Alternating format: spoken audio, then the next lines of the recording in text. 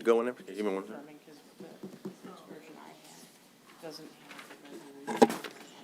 She said that went out Friday, right? Okay, I just want to make sure I've got the right agenda. No, I'll follow online, it's not a big deal.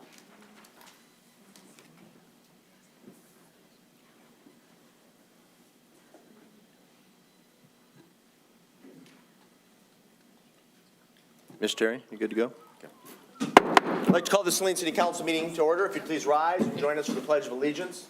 I pledge allegiance to the flag of the United States of America and to the republic for which it stands, one nation, under God, indivisible, with liberty and justice for all. Thank you very much. For those of you who are joining us, there are copies of the agenda on the back table. We'd encourage you to sign in, and if you need a hearing device, they're also available at your convenience. Members present this evening are Council Members Gearbaugh, Rice, Lesh, Harmount, Mayor Pro Tem Dillon, and Mayor Morrow. Council Member Seal will be absent this evening. He emailed the City Clerk and I last Wednesday. From City staff, we have City Manager O'Toole, Clerk Royal, Engineer Humphreys, and DPW Director Searles, along with Assistant City Manager, City Treasurer Cole. At this time, the Chair would entertain a motion to approve the agenda as submitted unless there are amendments. Move to approve as submitted. Thank you, Mr. Lesh. Is there a second? Second. Seconded by Harmount. All those in favor of approving the agenda as submitted signify by saying aye. Aye. Opposed, say nay. Ayes have it, the motion carries unanimously. Is there a motion now to excuse the absence of our colleague, Jack Seal? So moved. Moved by Dillon, seconded by Gearbaugh. All those in favor of excusing the absence, say aye. Aye. Opposed, say nay. Ayes have it, the motion carries unanimously. We come now to public comments on agenda items. Under the Open Meetings Act, any person may come forward at this time, make comment or question on an item that appears on this agenda. Comments will be limited to 3 minutes per person. Anyone who would like to speak is requested, but of course not required, to state his or her name and address for the record. Are there any citizen comments on agenda items this evening? Let me defer to the City Clerk. Were there any statements? Oh, I'm sorry. Diane, please. Good evening, Diane Muckala for Saline Leadership Institute, address 2024 Maple Park Drive, Ann Arbor, Michigan, 48108. I'm here for the annual request for support for $1,000 for the Saline Leadership Institute. This is our 24th year, and we began today, actually. And we did amend the agreement this year. We are wanting to offer 2 spots to the city in lieu of the $1,000 and hope that you'll take advantage of that. We think it's really critical to have people from the city come, and thought that would be a good way to encourage that. That's all. Thank you very much. Appreciate it. Appreciate your leadership of Saline leadership. Are there any additional citizen comments? They need to be limited to agenda items. You'll have 3 minutes. Eric Grossman, this is 24-181, the relief of the sewer bill for 414 North Ann Arbor. And I just wanted to comment on the fact that I understand that the water went into the sewer system, so they're not going to get the relief they're seeking.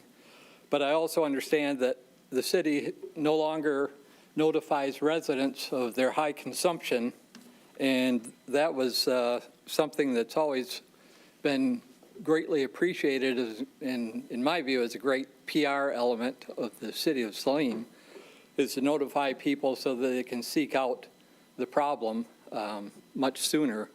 Though I know you got sophisticated meters, and when they brought those to the city, they said that individuals could sign up and register and look at their own consumption and get notifications.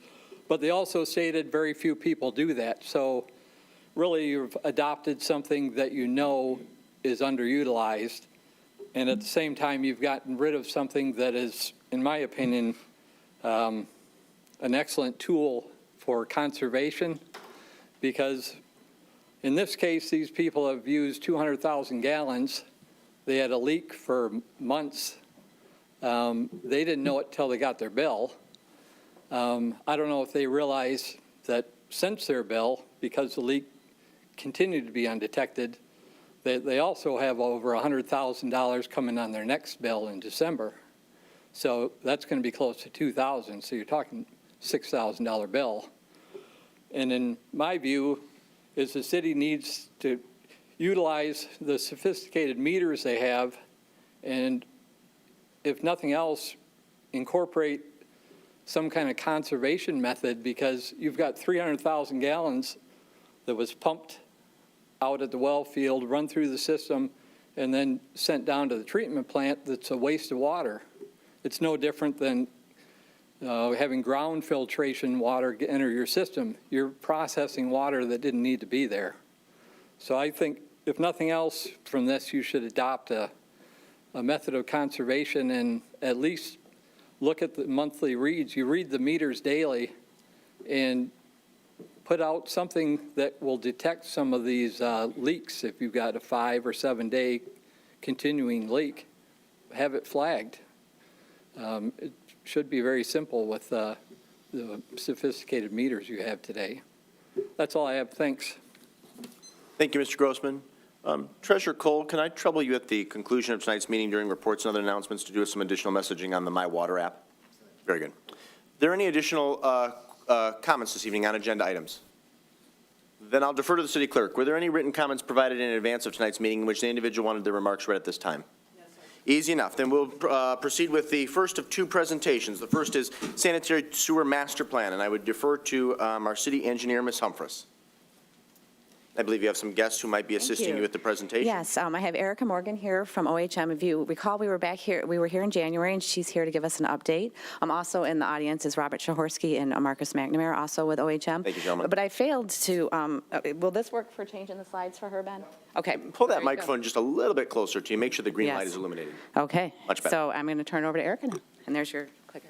We welcome you this evening, and thank you for the follow-up. Thank you, and thank you for having me. This is my first council at the city, so I want to introduce myself. I am Erica Morgan.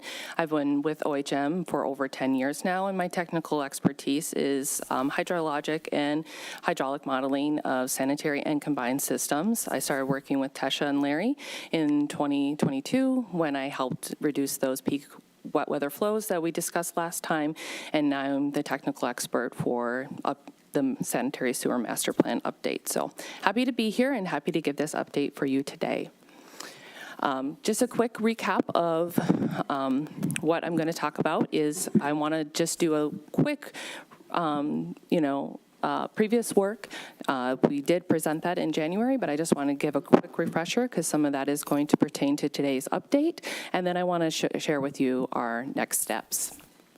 So that refresher from January, we focused on three major categories. It was the reduction of peak flows and also the reduction of RUs and growth, and then also the reduction of that capital improvement project needed on the West Belt sewer.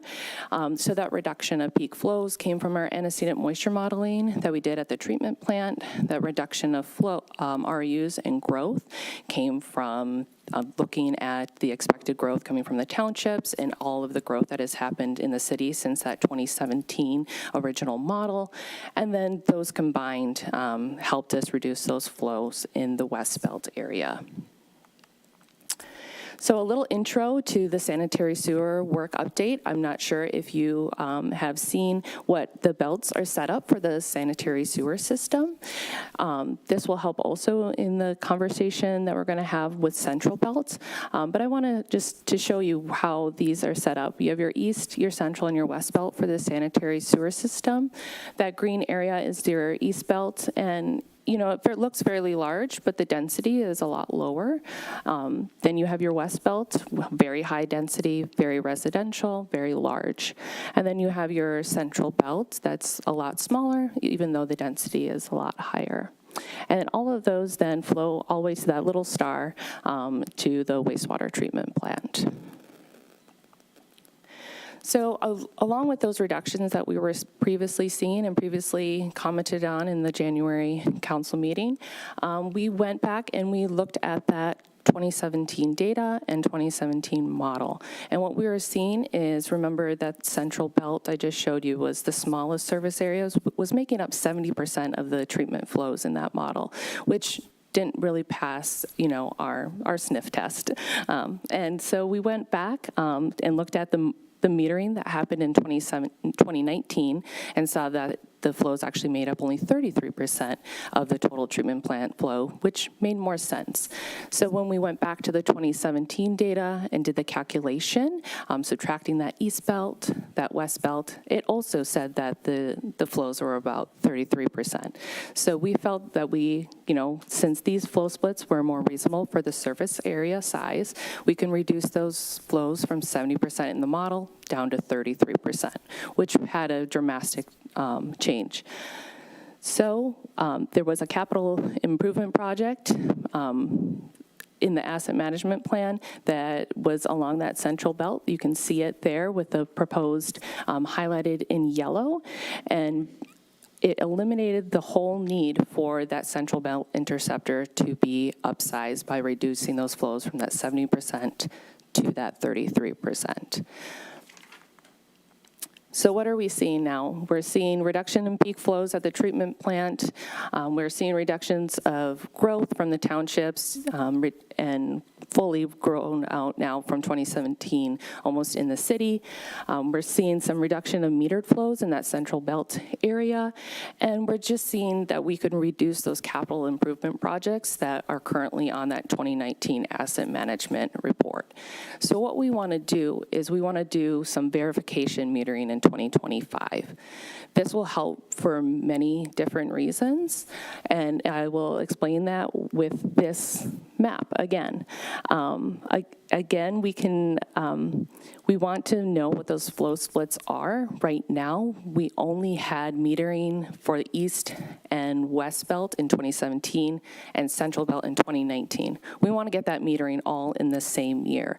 So we are going to get those flows in that green area, that orange area, that purple area.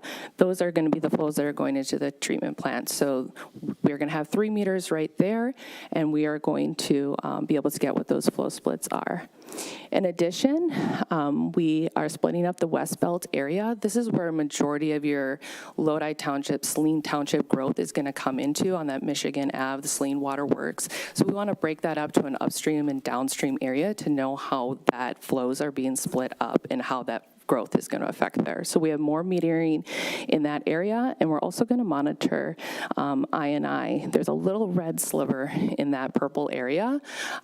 There's no sanitary flow that should be coming in between those 2 metering points, and the DPW has done work along that river to raise manhole covers to make sure inflow isn't coming into the system. So we're going to verify that as well all through this metering. So those are our next steps. We are going to do some verification metering in 2025. We're going to update those hydrologic and hydraulic models from that 2017 model. Another point to that is there was a lot of growth estimated in the 2017, but now all that growth has been built out, so we won't be using estimated peak flows and how that's affecting the system. We'll actually know how that growth has affected all of these belt lines and sanitary sewer districts. Then we can reassess those capital improvement project updates, and then look at the sanitary sewer master plan update, and then finally update that 2019 asset management plan currently submitted to Eagle. And that is all I have tonight, so thank you. Very good. Engineer Humphreys, anything you'd like to add before we open up for questions? Gentlemen, colleagues from OHM, anything you'd like to add for the public record? Just one minor thing real quick. If you go back maybe 2 or 3 slides, the map, go forward one. The map of the city of Saline is, yeah, right there. Right here? Is a bit dated. Not a big deal, but it does not include, I actually think you're missing the 2008 annexation of property that's now used by Liebherr Aerospace Automotive and Gear Technology, as well as Bellaterris at Layer Farm. This is just the sanitary surface area. It's not the whole city of Saline itself, so it's not its border. It is the surface area. Okay. I don't see, though, any other gaps, but not a big deal. Okay. Yeah. Okay. This evening, we will start with questions to my right and then to my left. So I'll begin with Councilmember Lesh. Any comments or questions for staff or our guests from OHM? Oh, very informative. Thank you very much. Very good. Mayor Pro Tem Dillon? Thank you very much. So when you're saying that you're going to do some 2025 work, what is your time frame for that? Is it a full year project anticipated? Is it a? The DPW has already secured the smart covers that will be doing the metering, and they're going to start this fall, right, I believe, Larry and Tesha. And, what we need is that April to October timeframe. That is the growth season, according to Eagle, and so we need to monitor and get those storms during that time and hope we get at least 6 storms so we can assess the INI of the system. Fantastic, thank you very much. I appreciate that you're doing the entire city at one time, so it's apples to apples comparison. Yep, thank you. Thank you, Mr. Councilmember Gearbaugh. Just a couple questions. When you were talking about the change from 70% to 33% in terms of the central belt, what was the issue? Was the data incorrect, the overestimation, and who performed that study back in 2017? That was previous to our work that when we started. It was, old. So the data wasn't based on actual, or was based on? The 2017 was based off of metered data, correct? But you feel that that data was so far out of whack with what you're catching now that? They did reassess in 2019 and did some reductions of the flows coming from Central Belt, which was at 33% as well, but in the model, it was still represented as 70% of the flow. That just has me concerned that we've dropped in half, and making sure that you feel that there won't be any issue. It was the data that was incorrect in the 2017 study. Correct. And also you had mentioned about growth and all the build-out. Can you clarify again where you're referring to, that all the build-out is completed? Majority of the city build-out that was proposed in 2017 has been completed. Not all of it, but a lot of it has been in the past 5 years. And so we wouldn't have to estimate what those average day flows or peak wet weather flows are going to be in the system, because they're already going to be built out, is what I'm referring to. Okay, so even like, people have asked just recently regarding one of the new annexed properties that came into the city, whether our system would handle it. Those estimates would have been part of that build-out when we were discussing it? Yeah, would have been part of the 2017 model. They would have estimated those flows at that time. Okay, and so as part of this reduction and everything, we feel comfortable that what we're doing does reflect properly what is going to be the capacity? Correct. Even when we start to add a few more homes or things within the community? Yes. Okay.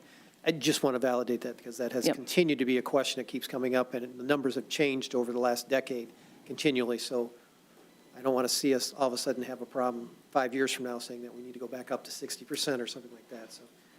Okay. Please, if you wouldn't mind Yeah, coming if to you the would. mic. I mean, these have been numbers that have bounced around over the last 10 years, and I want to make sure that we actually have valid data. I'm glad we're doing this metering program, but just to answer that question from. Yeah, you're asking great questions, and I think a big part of the 2025 metering is. Yeah, be sure to speak in the microphone. Sorry My about that. apologies. You're asking great questions, and I think part of the purpose of the 2025 metering is to validate and verify these conclusions. Okay. So that's the idea. Measure the whole system at the same time, rather than comparing some from 17, some from 19, some were estimated. So measure the whole system at the same time and validate exactly what you're asking about. Okay, so we're still waiting to validate the 33%. It isn't necessarily installed. Absolutely. Perfect. Correct. This is not the last step. We're going to validate it with this metering in 25. All right, thank you. Yep.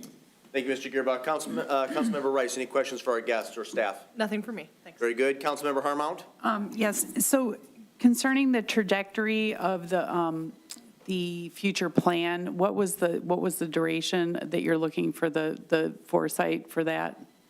Yeah, so this has enough time, I meant to mention this earlier, to do this verification metering in 2025, since the plant upgrades will not be completed until 2026. And so that gives us time to assess the collection system going to the plant, because no growth can happen until those plant upgrades are completed.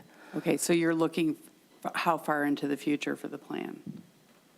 How far? Yeah, Oh, for build yeah. out. Build out, yes. Build out of the city, and then also the additional growth coming from Saline and Lodi And Township. that was looking how many years into the future for that?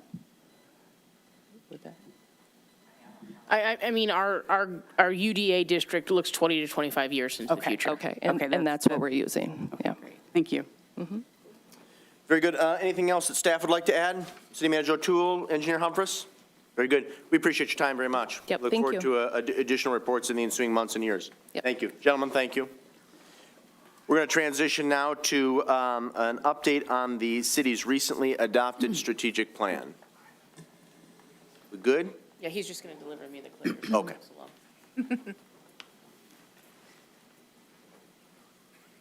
Thank you, sir. Very good. Thank you, Mr. Goodman. So as my colleagues will recall, I was obligated per city charter to deliver a mid-year State of the City address at our first meeting in July, which in 2024 happened to be on July the 1st. And my mid-year State of the City address is always more abbreviated than the speech that I'm also required to give in January. This particular year, it was even more abbreviated in light of our recently adopted strategic plan. I thought it was vitally important to do some additional messaging on our strategic plan, which is what we're about to do. I do want to preface by saying, and I've stated this before from the dais and at a variety of public events and community meetings, the City of Saline has always maintained goals and objectives specifically for each individual fiscal year. That was true when I was a council member. It's been true since I took the office as mayor in January of 2013.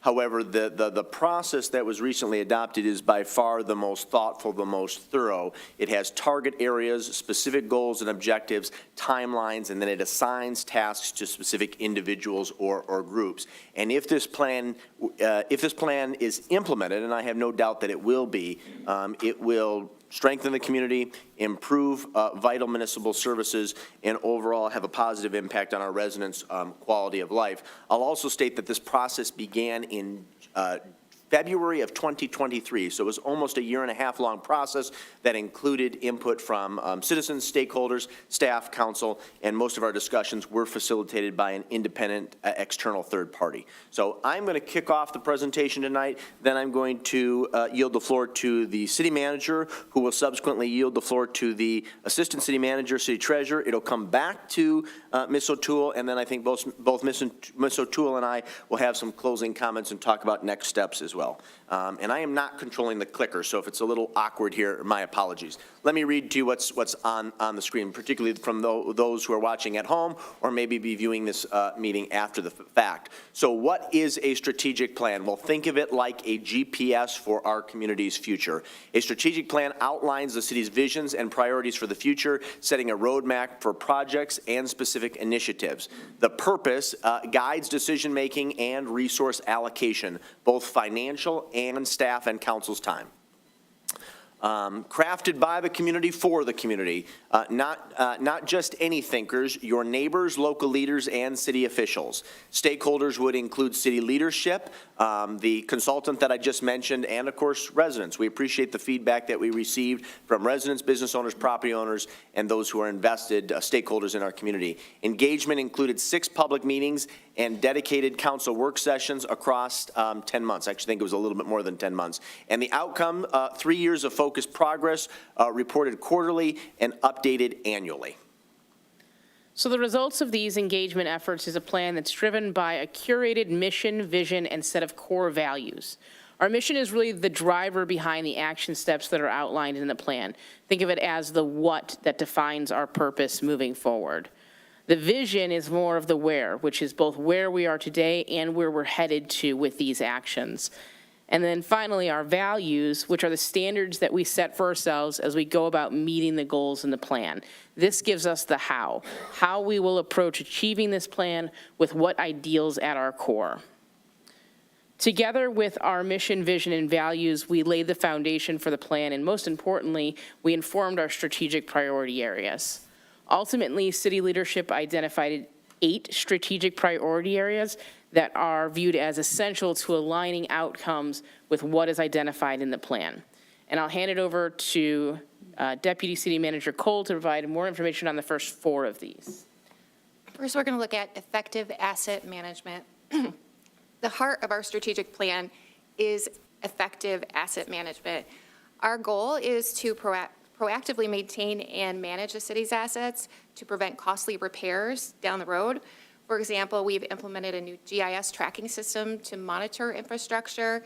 By taking these proactive approaches, we're not just saving tax dollars, but we're also making sure Saline remains a well-maintained and beautiful place to live.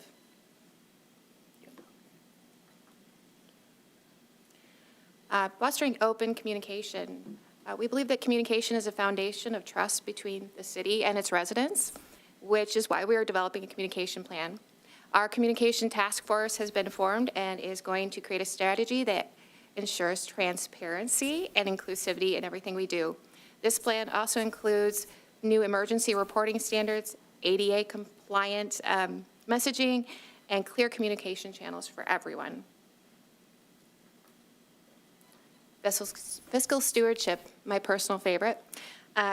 Fiscal stewardship is the key to Saline's long-term success. We're committed to maintaining a general fund balance between 15 and 25%, which provides a financial cushion for unexpected expenses and future needs. One way that we have put this into action is through funding our road projects, which is a critical infrastructure projects that we're able to fund responsibly. By keeping our reserves strong, we ensure Saline is financially secure no matter what the future brings. The last goal I'm going to talk about today is organizational effectiveness. To make sure that we're delivering the best services possible, we do focus on organizational effectiveness. This means that we're investing in our staff and making sure that our processes are efficient as possible. For example, we've implemented a new payroll and a new work order system. Both have significantly reduced administrative errors and improved how quickly we can respond to issues. By empowering our staff with tools and training that they need, we're able to serve residents faster and better. So continuing on to our fifth strategic priority area, we have supporting a viable community. Broadly, this strategic area addresses quality of life issues like parks, recreation, walkability, and attainable housing across 6 unique goals. This is the category that covers much of what day-to-day life looks like, especially for residents in Saline. In the 6th strategic area, we have community and economic development activities. This strategic area is also designed to align with the goals of the 2023 Master Plan update. This includes actions pertaining to streamlining development standards, as well as formalizing actions around our business retention expansion efforts. This is especially noted in the creation now of an economic development department officially within the City of Saline's budget. For the next strategic area, we look inward a little bit to the operations of municipal government, specifically at our own workforce and volunteers, with an overarching goal to ensure the development of a highly skilled workforce that's capable of delivering on these city services most effectively. And eighth, last and certainly not least, we look at community health, wellness, and safety. The goals in this category have to do with internal and external operations and relations, with one very key activity area being the creation of a community wellness initiative to lead the effort to look more broadly at challenges and opportunities inherent in the wellness of our community. This particular initiative is actually already underway with recommendations highlighted in a working group memo on our consent agenda today. So certainly this plan is no simple task. We breezed through that in 10 minutes or less, but it is a very comprehensive document. To execute it properly will require diligence and thoughtful action on the part of all of city leadership. To that end, there are individuals assigned to own various aspects of these goals, various aspects of the action items within them. Our next steps include making sure that we are educating our committees and commissions specifically on this action plan, as well as moving forward with that regular reporting requirement that we identified in the plan, which includes quarterly reporting and an annual review. We expect the first staff quarterly report will be shared with council by October 30th. And I know, Mayor Morrow, I'll defer to you. You had some comments you wanted to make on next steps for committees and commissions. Yeah, one small typo. I believe in the core values slide, we list responsibility twice. We're extra responsible. Indeed. Nothing wrong with that. If any member of the public would like to see the strategic plan in its totality, you may simply reach out to any of us. We'd be happy to provide you a hard or electronic copy. And speaking of the report in its totality, there are many boards and commissions that are directly mentioned or inferred. So the city manager and I chatted today, and what we would request of my six council colleagues is in the next 30 to 60 days, no later than late November 2024, you make sure as council members, liaisons to various boards and commissions, committees, that you add this as a discussion item. We can provide you the PowerPoint and the strategic plan. to disseminate to board and commission members, but we think it is absolutely essential that those citizens who serve on our boards and committees, they're sort of our ambassadors, they're our first line of defense, I guess, for lack of a better way to articulate it, are well aware of what our specific goals and objectives are for the ensuing months and years, and that they're thoroughly debriefed on all of the specifics, including timelines and individuals who are responsible for accomplishing said goals. So again, we will make sure that this PowerPoint is disseminated to each of you, and then if you have any questions, you're welcome to connect with my office or the city manager's office. But again, it is our hope that you will share this and have a thoughtful, thorough discussion with each of our boards and commissions no later than the end of November 2024. City Manager O'Toole, anything else you'd like to add? No, I believe that's it. Assistant City Manager Cole, anything you'd like to add? No, I believe it. Okay, then we would welcome any thoughts or comments from council members. Again, I'll start to my right and then to my left. Mr. Lesh, is there anything you'd like to add in reference to the city's recently adopted strategic plan? I think it was a well-thought-out document. I think it was well educated by various people, and I believe it's a good document moving forward. Very good. Mayor Pro Tem Dillon? Thank you. Yeah, there was a lot of hard work that went into this document. I'm very proud of it. But also, just a reminder, it is a living document, so it will change to some degree as our priorities change, as funding changes, things like that. The core of it should remain the same, but there may be some shifts to it. Very good. Mr. Gearbaugh, Councilmember Gearbaugh? Yeah, and as with any strategic plan, it's the implementation part that I look forward to having it be effective. I know Deputy City Manager Cole will be leading that initiative along with the city manager, and I appreciate that. As I mentioned earlier this week, I think to City Manager O'Toole, have we updated the link that's on our website for the strategic plan? I believe that has, but I'll double check, and I want to add this PowerPoint presentation to that as well as soon as I correct the core values slide. Great. I think, and people find it more valuable from that, having that whole plan, because it does address the concerns of namely water quality and the other issues that we continue to make sure are a priority for this community. Thank you. Thank you. Councilmember Rice? In addition to our briefings to our commissions, I'd like to invite the public to keep an eye out on the committees and commission schedules for the next couple of months. And a reminder that those are public meetings, so feel free to attend Parks Commission meetings, DEI meetings, Environmental Commission meetings, any of the meetings that are on the city calendar are public. So over the next couple of months, as we discuss these strategic plans and we start planning for our committees and commissions goals over the next year or so, please feel free to attend those, and we would love to hear from the public, additional thoughts on what our goals should be throughout those commissions. Very good. And Councilmember Harmount? Just as Councilperson Dillon mentioned, this is a living document, and if any of the community thinks that we're missing anything, by all means, let us know, and if we're open to have the conversation, and this is a great collaborative effort, and I really appreciated the process. Very good. Excellent. Appreciate all those comments. Thank you. We are going to transition now to the consent agenda. The following consent agenda will normally be adopted without discussion. However, at the request of any citizen or council member, any item may be removed from the consent agenda for discussion. Move to approve the consent agenda? Moved by Gearbaugh to approve the consent agenda. Is there a second? Second? Seconded by Dillon. Hearing no discussion, all those in favor of approving the consent agenda signify by saying aye. Aye. Opposed, say nay. Ayes have it, the motion carries unanimously. We move on to new business item 24-180, Water Service Line Verification, TMH Grant Award. This will be a motion to acknowledge receipt of the memo from City Engineer, OHM, and to award or not to award the bid for TMH Grant, Water Service Line. Mayor, we have a... Oh, I'm sorry. I'm working off a older agenda, it looks like. No, I got it. So the resolution on approval of the charter language got moved to new business? On Friday, the agenda was changed at the request of someone who removed it from the. I'm sorry, I must have missed that, and I'm working off an old copy. My apologies. So hang tight, City Engineer Humphreys, my apologies. We're going to start with new business item 24-151, resolution to approve charter ballot language, term of office, and council pay. This will be a motion to adopt or not to adopt resolution number 24-151. Motion to approve and adopt. Second. Moved by Harmount to adopt and seconded by Gearbaugh. City Manager O'Toole, were there any obligatory comments that you'd like to make for the public record? Pretty straightforward. The reason that you're seeing this again, even though we've already adopted the resolution language, is it was sent back from the governor's office due to timeliness.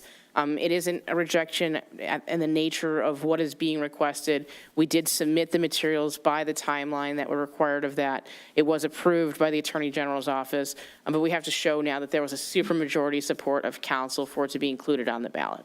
Very good. Are there questions for the city manager or comments? Councilmember Rice? I just want to reiterate that we will be hosting a town hall meeting, is that correct, about these ballots? We have a discussion item about that on this agenda, Okay, so yeah, we'll talk a little bit further. Perfect, thank you. I just wanted to confirm also that they will be separate items, correct? Yes, it is 2 ballot measures, yes. Thank you for confirming. Mr. Gearbaugh? Yeah, I'm the one that requested it to be removed from consent agenda. I want to make sure that we're straightforward with all of this because of some of the confusion that happened at the last election. We, as a council, I think all agree that we need to provide more information. The town hall meeting will be there. Hopefully, we'll have other communications, although I think there was a little more confusion in the last one. But this one, I want to make sure that it's straight above board. The supermajority is what determines it.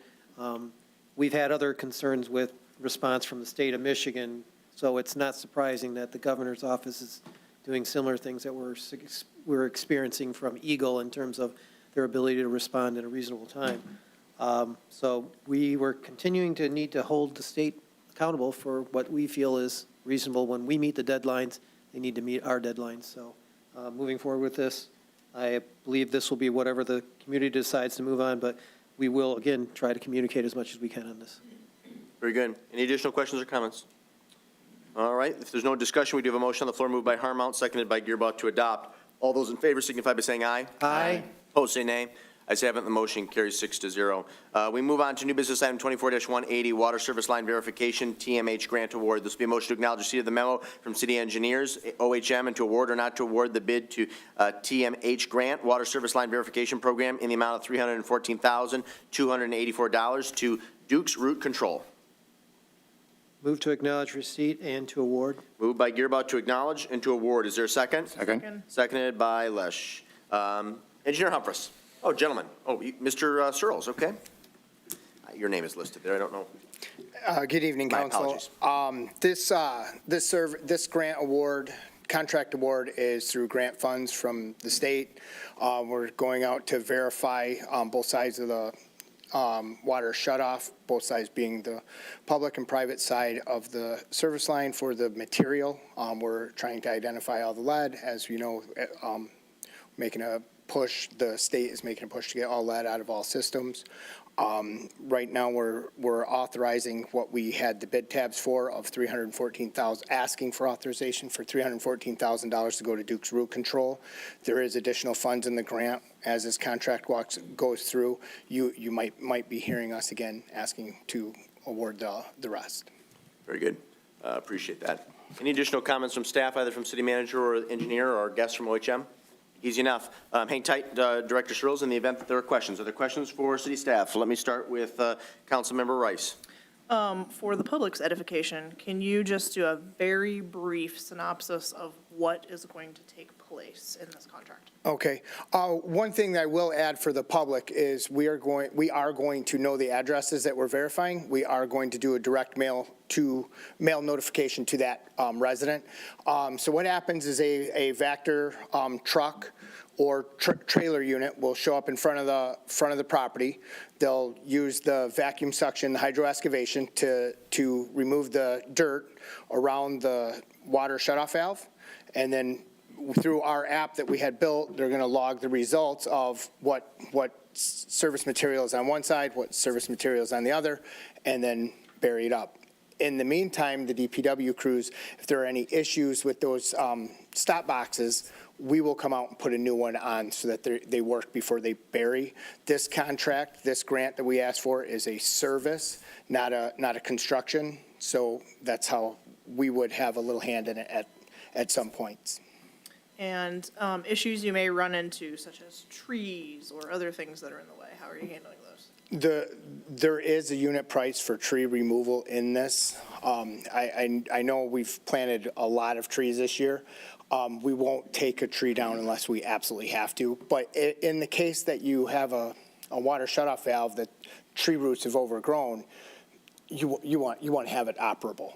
right? We get into an emergency situation, a resident has an emergency situation in the house, that's your, main line of shutting it off. So some trees might fall to this program. And your time frame on this is what? And mid-October. Thank you, Cal.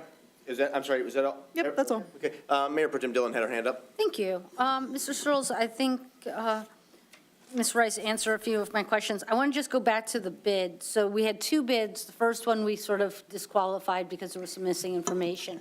Are we concerned that there was only one viable bid that we're utilizing? Well, I will say Duke's Root Control, Duke's Excavating, they've been around for a long time. OHM did an excellent job of vetting references and contacting municipalities that Duke's has done this exact service for. So they come highly recommended. Okay, fantastic.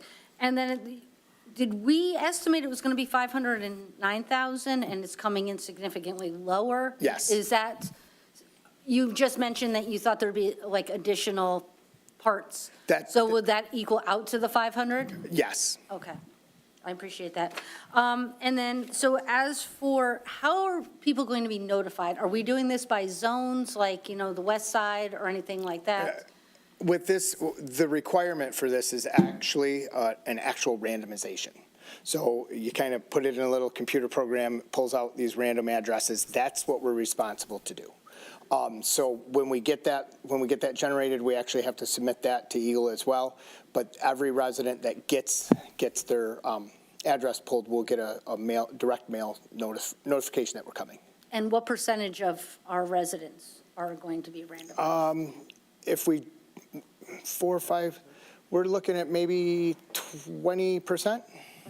Okay. Yeah.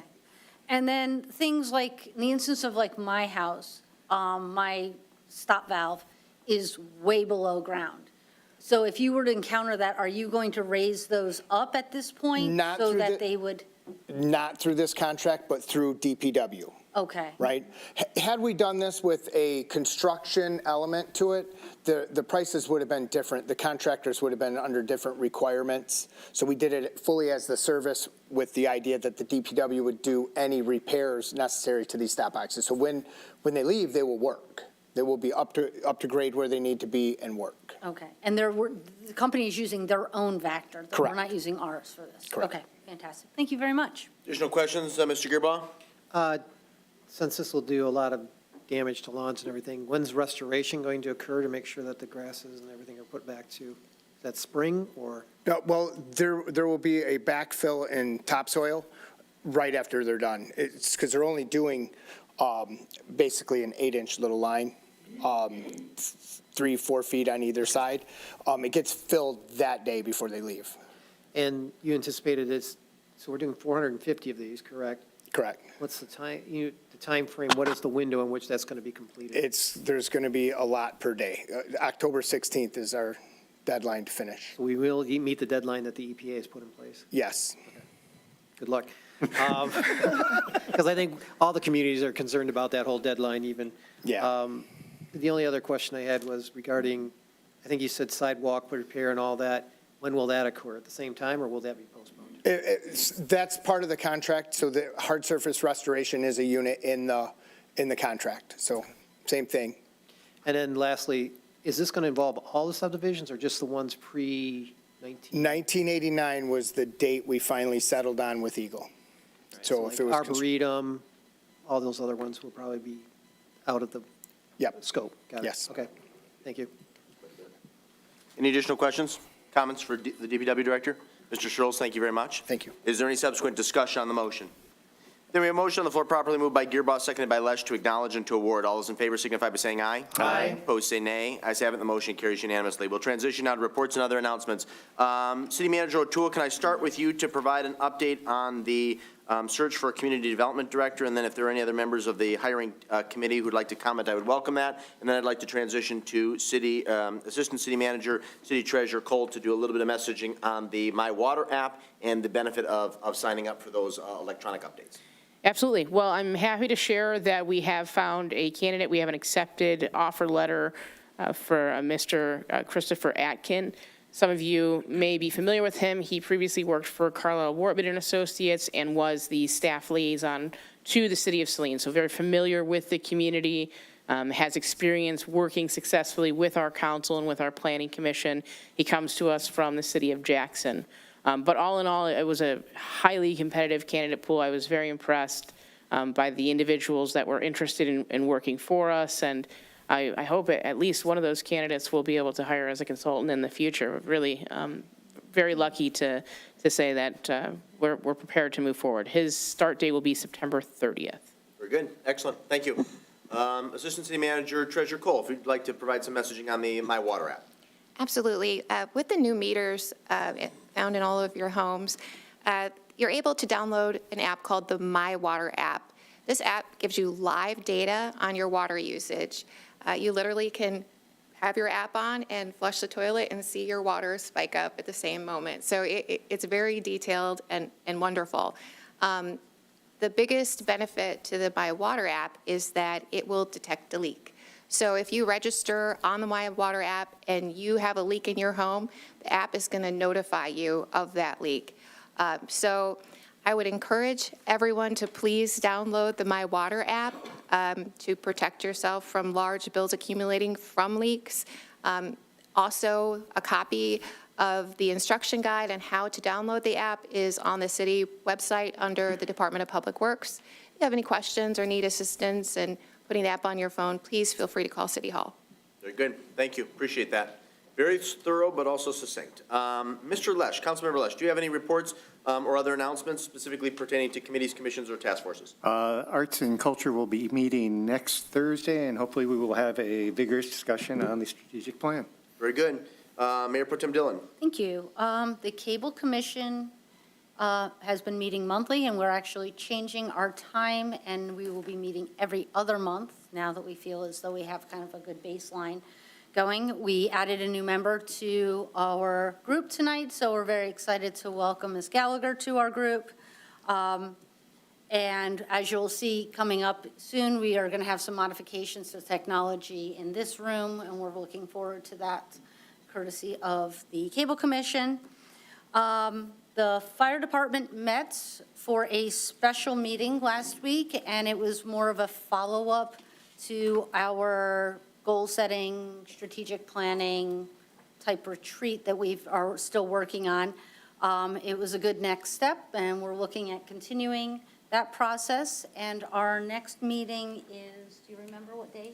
Be the first Wednesday in October, so that is October the 2nd. And if I may, I sent out an email earlier today. We'll also be meeting in November, on November 6th, for a special meeting facilitated by Ms. Lorian Champion to attempt to get close to finalizing some goals and objectives for the next 6 to 12 months. Fantastic, thank you for that. And earlier tonight on the consent agenda was also some recommendations regarding the Wellness Committee. That's a new committee that the city is forming. Looking forward to that. That group has been diligent in kind of pulling this together and making sure that it stays focused. It will basically follow some of the parameters that the Drug Task Force did, in that it will have community members on it, liaisons from faith-based, the schools, public safety, just a lot of different groups. So we're almost ready to start asking for volunteers to join us, so be on the lookout for that. We're also looking for people that are in the medical fields. Basically, our areas of focus, we've narrowed it down, will be mental health, domestic violence, substance abuse disorder, community health and wellness, civic and community engagement, and safety and accessibility. So if you feel as though you've got a passion or an expertise in any of those fields, please be on the lookout for applications. We would love to have your inputs. Very good. And Mayor Pro Dillon, to your last point, confirm for the public's edification, do you need to be a city resident in order to serve on this forthcoming group? No, the recommendations actually encourage outside regional participation. Very good. Okay. So if you have that expertise and live outside of the city, you are still welcome to apply. Excellent. Anything else, Mayor Pro Tem Dillon? No, thank you. Councilmember Gearbaugh, reports, announcements, or updates from committees or commissions? Yeah, there's a number of meetings this week. Planning on Wednesday night, we'll be discussing the Livonia Builders Project at North Ann Arbor Street and Waterworks for basically approval of the preliminary site plan. Risk management will meet Friday afternoon. The new asset management group will meet on Friday morning for the first time with its new compilation. We also want to invite individuals to story time at the farm this Saturday from, I believe it's 11 a.m., but let me just check. It's one of the initiatives that we're doing with the library from 11 a.m. Saturday, September 14th, and it's going to be, there's no registration required, but it'll be outside in the grounds of the farm, at Rensselaer Farm. And then also, I had the opportunity to talk with our auditors from Platte Moran this last week. They provided, or I should say, our treasurer had sent out a letter regarding anyone that wanted to contact them, and I suggest you reach out to them if you have any questions or concerns that the auditors should follow up with. I talked to them regarding certain internal controls, payroll, and other aspects that I felt were including human rights, not human rights, apology, human resource policies and compensation. So if you have any of those kinds of concerns and aspects, please reach out to them and ask them questions. Very good. Councilmember Rice, reports, announcements, committee, commission updates? Yeah, we've had some really extensive activities in the Parks Commission, so I want to take just a moment to give a few of the highlights. And the reason I'm doing this is to encourage the community. We've heard a lot online about folks wanting to contribute, wanting to volunteer. Please attend our meetings. And with that, if you don't have time to attend commission meetings, we have started a Friends of the Park group, and 2 newsletters have gone out through that group. So if you want to shoot me an email at nicole.rice@cityofsaline.org, I can get you onto that list. But I just want to go down the list of some of the great things that have gone on recently. So we have a lot of scout projects that take place throughout the parks. I don't know if everybody was aware of this, but we had 2 scouts working out in Salt Springs Park, Saline's newest park. So we now have DeVore Stacy finished his Eagle Scout project. There's now 4 benches in the park that face each other, makes a really great collective area for doing some teaching about the parks or having some little meetings in the middle of the park. So he completed those. And then Aaron Hootman installed some directional signs throughout the parks, which are really cool to kind of tell you, which way you're going along the parks as well. And then it leads to a platform that she built to view the spring in the little marshy area.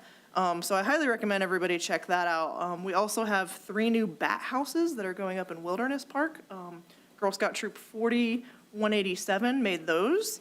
And there's some other Eagle Scouts who are looking into helping with things like putting a permanent bench into the Curtis Park Dog Park, things like that. So really great things happening there. We've taken a look at Risden Park recently. We had some issues with the boxwoods out there, and we're kind of rethinking that park. One of our parks commissioners lives very nearby, and she's doing a really great job of getting some interest in sprucing up that park. Her name is Jill, and she's also leading our Friends of the Park program as well. Our Green Thumb Awards are going to be coming out soon. We are meeting this next week in our next meeting to choose those. We had lots of great submissions this year. We've also started to invite folks to our meetings to teach us about things. So last month's meeting, we had Invasive Species Management Coordinator Dr. Singh from the Cooperative Invasive Species Management for Washtenaw County. We are planning to hopefully sign an agreement to say that we're participating in their program by keeping an eye out for invasive species. She did a really great introduction to us for what to look for and what some of the warnings are. And she's made herself available to come back to the community at any time to continue to teach us more. So that's really great. We're also going through, in our next meeting, our 5-year Parks Master Plan, and we're going to start tabbing different things that fall in line with our new strategic plan and trying to find ways to complete some of those goals that we had set in our 5-year master plan. Lots of other things that I could update everybody on, but I wanted to give everybody a flavor for the kinds of things that we're doing in the Parks Commission because I know people always want to help, but they don't necessarily want to sit on a commission. There are plenty of other ways. If you just come to a meeting or shoot us an email, we've got lots to do around here.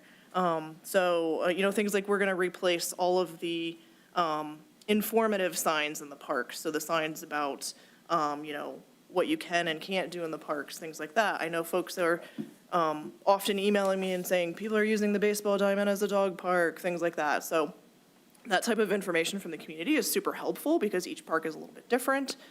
So being able to adapt those signs to meet the needs of the community is super helpful. So that's my plug for Parks Commission. Please come join us. It's one of my favorite meetings of the month. Really great group. Second to that, I'm also on the DEI Commission. We've had some really great conversations lately about working more collaboratively with the schools. We've met with Ryan Kerr a couple of times.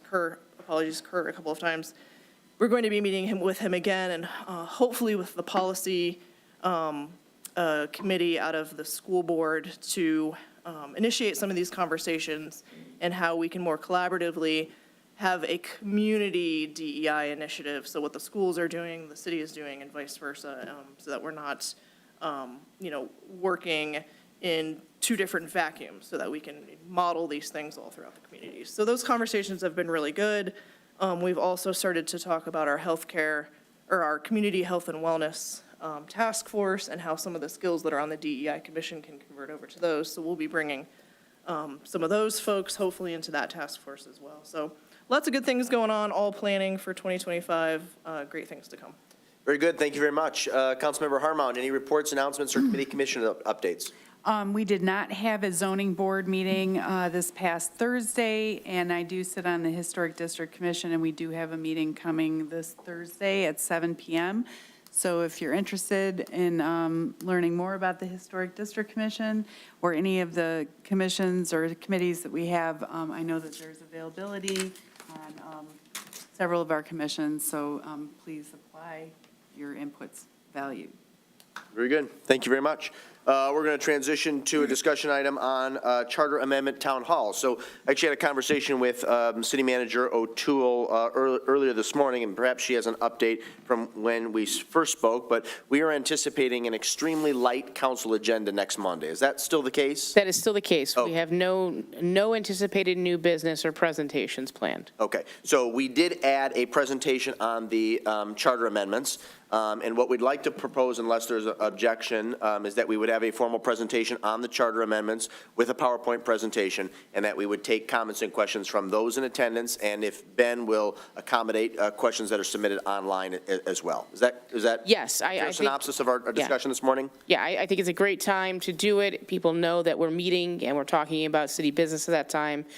So if we can transition and kind of use our city council meeting that we have a light agenda on to focus on the charter amendments, we can treat it that way. Very good. I would recommend two things. Because our next council meeting will include an interactive conversation discussion on these proposed charter amendments, I would suggest that we disseminate a press release before the close of business tomorrow. Yep. I will be out of the office, but I always think it's appropriate to quote a council member or two, and I would defer to Councilmember Gearbaugh if you'd like to provide a quote as a member of the Charter Review Working Group. That would be terrific. If you can provide that to the city manager before the close of business tomorrow, that would be terrific. And I want to make sure we send it to the Sun Times, MLive, and the Saline Post, and of course put it on our website. My additional recommendation is, of course, we can record next Monday's session and then, of course, disseminate that through our channels. I do think it would be valuable to do another event at a alternative location. Either the library or the senior center would be my recommendation. I think the senior center in particular would be an advantageous place to have a town hall or a forum, ideally in the morning as maybe a light breakfast. And the city clerk can correct me if I'm wrong, but when will absentee ballots first hit mailboxes? October 1st. Okay, so I think it would be ideal if we could get something scheduled at a second location for maybe that last week in September. Mm-hmm. Okay. Does anybody have any additional thoughts on what was just discussed?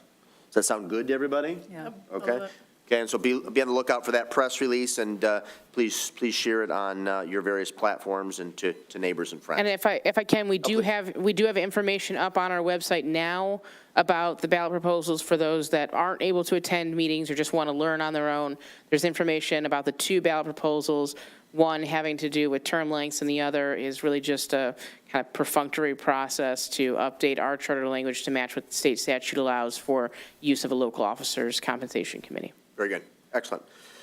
Very good. And the last discussion item is a follow-up. I believe it was a question or a suggestion offered at a recent meeting by Councilmember Harmount on perishable goods exemption.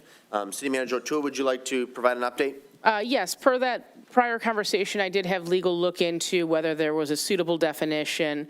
What they return with, I don't think really directly aligned with the expectation council was trying to achieve with our conversation. So hence why I left this just as a discussion item. At this point, I don't think there should be any changes to the TCO because there's not a very clear legal way to distinguish between perishable goods unless there's direction from council that we want to use this alternative definition for agricultural goods. Appreciate that.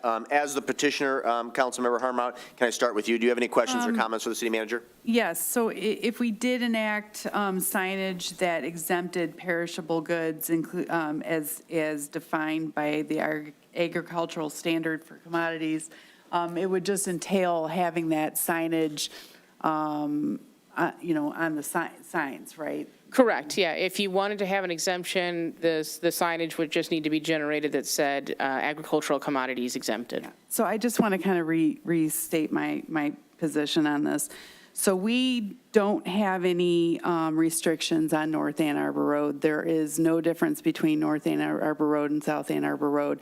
The restrictions have been, the Washtenaw Road Commission has requested that we move away from the restrictions, and there is really no real reason, given that there's no restrictions on many of the other roads in town, including Monroe Street. These restrictions on commerce really add to additional cost of goods sold. It really puts hardship on business owners, and I would move to support removing restrictions, at least for perishable goods as defined under the agricultural standard.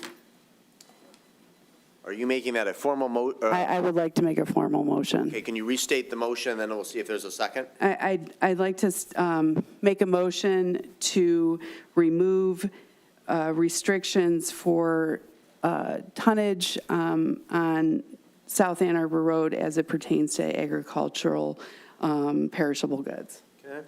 Let me defer first to the city clerk. Are you clear on the motion that Councilmember Harmount is offering from the floor? I am. Okay.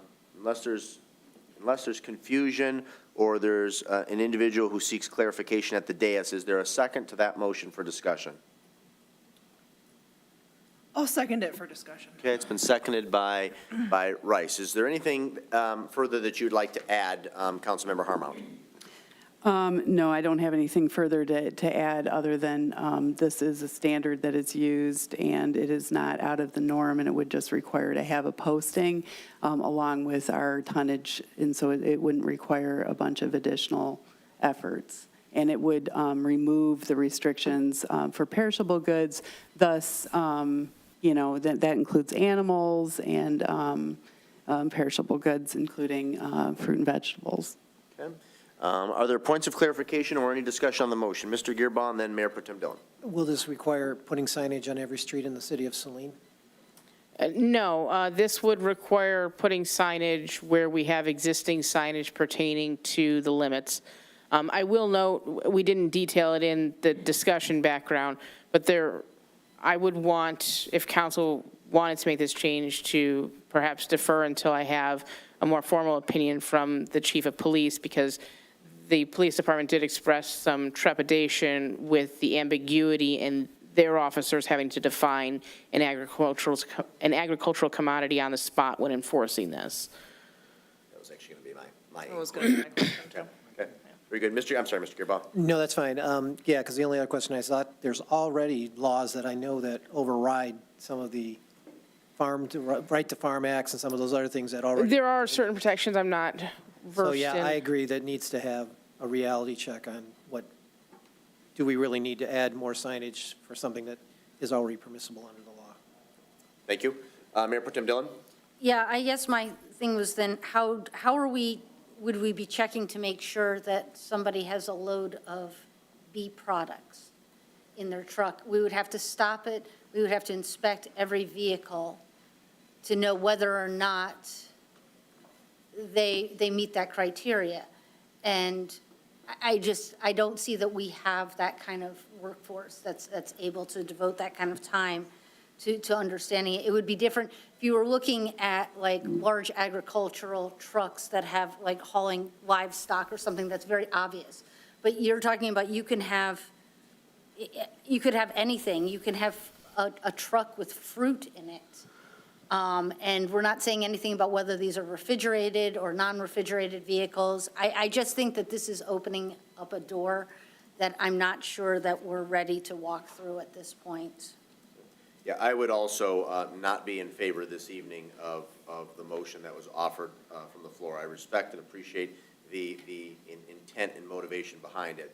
But to the city manager's comments, I would need additional clarification and insight specifically from public safety before I felt comfortable taking any formal action.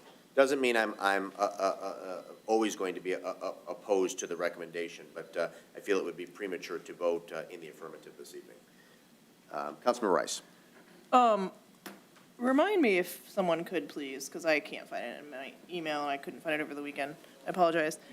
The restrictions that we've put on at 33,000 pounds, is that Yes. what we went with? Wouldn't restrict a delivery truck of food. That's not going to Correct. exceed 33,000 pounds. Correct. right? We're talking about large haulers. I mean, Yeah, if you so that would be like recall, the gravel haul. your average delivery truck is going to be underneath that. So this probably is a moot point for the most part. Unless you I am build a not an gravel expert in hauler full of truck weights apples. or what gets hauled in what quantities Yeah.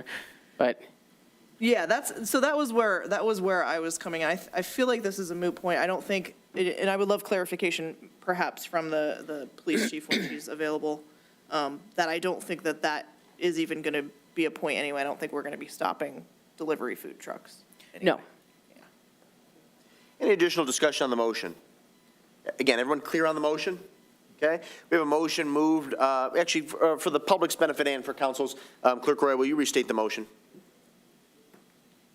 To remove restrictions for tonnage as it pertains to agricultural perishable goods on South Ann Arbor Street. Okay, that was moved by Harmount, seconded by Rice. All those in favor of the motion signify by saying aye. Aye. Opposed, say nay. Nay. And that was, show of hands, who is the aye? Okay, so 1 in favor, 5 opposed. Motion fails. But it sounds like we can at least make an inquiry to the. Yeah, I police can chief, certainly legal, ask and follow Chief up when it's Radzik to appropriate. message on it in her monthly communication. Very good. Okay, thank you. Appreciate your follow-up. We come now to the second public comment period under the Open Meetings Act. Any person may come forward at this time, make comment or question to City Council. This public comment period will be limited to 3 minutes per person. Anyone who would like to speak is requested, but of course not required to state his or her name and address for the record. Are there any citizen comments? You may simply come to the podium. We welcome your comments. You'll be limited to 3 minutes. Thank you. My name is Mary Widener, and I live at 790 Lambkins. So my comment is on 865 North Ann Arbor, the plot that is suggested to be developed.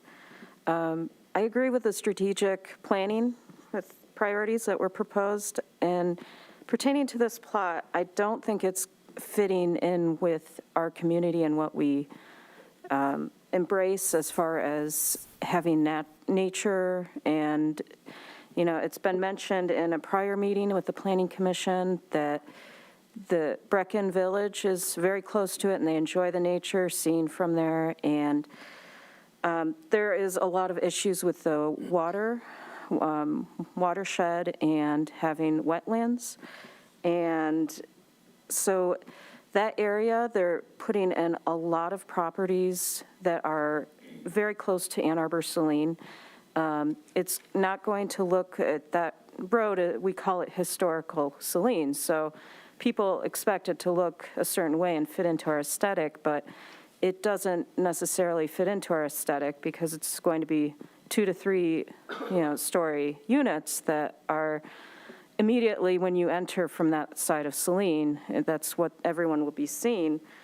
There's the matter of congestion on the roads around that area, even though Harper and it's not going to connect to Ann Arbor Saline by Harper, but even if there was mention of lack of parking zoning for that area, the parking's going to overflow into Brecken Village. It's going to overflow into the neighborhood across the way. There was proposal to more, to deal with the congestion. Things would be adjusted, and the city would have to adjust the road there for traffic. So that's back onto the taxpayers to adjust it. And I noticed when I was looking at the plans that is a property that goes right up to the proposed park trail that's part of looping all of our parks together. My question today for you all is that what would the city or the citizens of Saline have to do in order to turn that property into a park so everyone in the area, Brecken Village, can enjoy the park? Because otherwise it's going to be turned into a neighborhood which they're not allowed to walk around, and there's even mention of not ADA compliant sidewalks being built, so it would be a hazard anyways for them. How could we keep it so the citizens can enjoy that area that they've enjoyed so long and turn it into a park? Thank you very much. Was it Mary? Miri. Thank you. Okay. I will actually, let me see if there's any additional comments this evening, then we'll be happy to address some of your All right, questions and thank you. concerns. Thank you. Are there any additional citizen comments this evening? I guess I totally misunderstood. I thought the agenda item was going to come to me. So I'm the unfortunate soul that lives at 414 North Ann Arbor Street and has a $4,000 water bill. Is now the time I can Absolutely. talk You about can that? speak about anything you'd like to speak about, Jennifer. Okay. So I just wanted to bring it up. Obviously, I'm seeking some sort of relief for that bill. And like the gentleman said earlier, that was just halfway through the cycle. So I will be getting another very large bill. So I can't even imagine what it's going to be. But to his point as well, I guess I was just shocked that I would not be informed that, if I'm not going to get a monthly bill, then I would think that the city would have some sort of mechanism to alert their citizens that they have a leak of this size. Now, it turns out it was just a very minor trickle from a basement toilet. I can't even imagine that cost that much money. It was completely undetectable. DPW had to come out. So it wasn't the kind of leak that you can hear.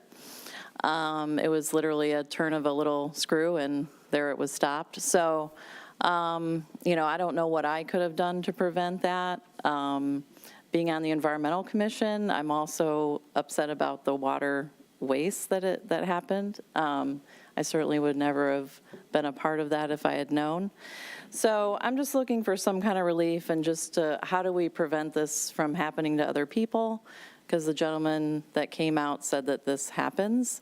And I think just for the citizens of not getting a bill that could be devastating financially, but also the waste of water. So I can't imagine there's a $3,000, $5,000 impact to the sewer with clean trickle of water going to it.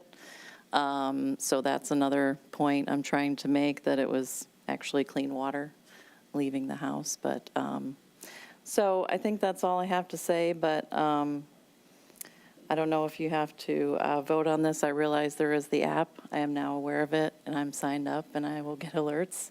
And I've been keeping track of it already, so the problem is solved. But I don't think a lot of people know about that app. I did not. So that's another thing I'd like to help out with. How do we get that to more people so that they can use it? Because a sophisticated system that isn't being used is useless, right? So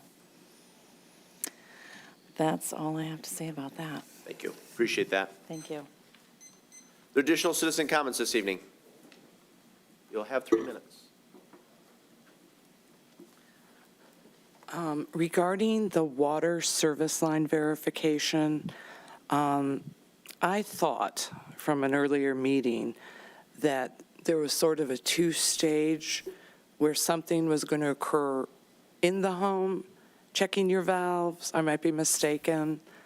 I knew about the one out by the sidewalk. I was just wondering if that was a thing. Thank you. We can address the questions at the conclusion of tonight's meeting. Were there any additional comments, Mary? Yep.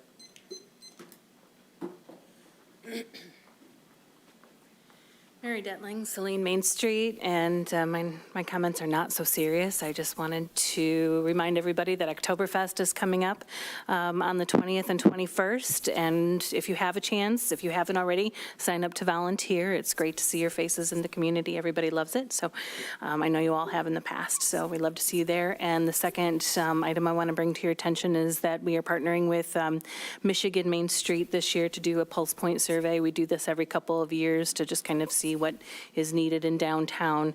And so that was released on Facebook today, and it's been on our website. So if you haven't had a chance or haven't seen that yet, please take a look and take that. It's just a 20-question survey to kind of let us know what you want to see in downtown. And we will definitely share the information with the city as well. So, but in the past, it's kind of been on par with some of your surveys as well. So, but yeah. All right, thank you. Very good. Thank you, Mary. Any additional citizen comments this evening? Let me defer to the city clerk. Were there any written comments provided in advance of tonight's meeting which the individual wanted their remarks read at this time? Easy enough. Perhaps City Manager O'Toole, would you be able to address Ms. Gallagher's comment about valve inspection? So we've previously done a valve inspection program throughout the city. That work was completed. This verification process is more about individual service lines for houses, again, specific to homes that either are known or suspected to have lead service components as part of the state of Michigan's lead and copper rule. And if a property owner was concerned about, especially if they're an older home or older property that may be impacted by a lead service line, if they had questions, concerns, who would they direct those to? The program is managed by our Department of Public Works, so Director Larry Searles would be the best contact for anything related to lead and copper rule. We do have a comprehensive list of known and suspected, so if you want to know if your address is on it, certainly reach out. But very soon here in the future, as part of our requirements to the state, we will be messaging to residents if it's been identified that you have any component, even the smallest component of your system that has lead or galvanized. Very good. Thank you. And then to Ms. Thomas's points and comments, perhaps we can chat at Wednesday's meeting when we prep the agenda for next Monday. But if you recall, when Sarah Massey, El Cole, yourself, and I met to discuss the strategic plan, we did also spitball some potential ideas or solutions to the problem that she addressed. Perhaps we'll be in a position to discuss those as a discussion item, not as a formal action item at our next meeting, but we can chat about that maybe on Wednesday morning. And then to the comment about the development of 865 Ann Arbor Street. So to your final point about how could that become a municipal park, the property is being listed by the deed holder. So in theory, it could be acquired by a municipality or by a private party. But as has been inferred by the fact that this has been a planning commission item, there is a tentative contract approved by the deed holder with Livonia Builders to purchase the property and to develop it. I would note that the Planning Commission will revisit this issue this coming Wednesday, September 11th at 7 p.m. in council chambers. And I do want to note the process for the development of this project moving forward. So because the petitioner is requesting it be approved as a PUD, a planned unit development, it will have to come to City Council to have City Council sign off on both their preliminary and final site plan. So the process here is on Wednesday, the developer, the petitioner, is asking for approval of preliminary site plan. Preliminary site plan is sort of the concept. It gets more onerous as you approach final site plan. So if he is granted approval of preliminary site plan, it will then come to City Council for review and approval. Usually within 60 to 90 days, the developer submits an application for review of final site plan. So I would expect, again, 60 to 90 days after Wednesday for him to submit that. There are public notice requirements. Then Planning Commission will review it again, either approve or reject final site plan, and then again, it will come to City Council before any earth-moving equipment or shovels are placed in the ground. So this is a pretty long and protracted process, and I'm happy to stick around after the meeting if you have any additional questions. I just wanted. I got it. Yep. I can chat with you after the meeting, but we do appreciate the comments this evening. Are there any additional public comments before we wrap up?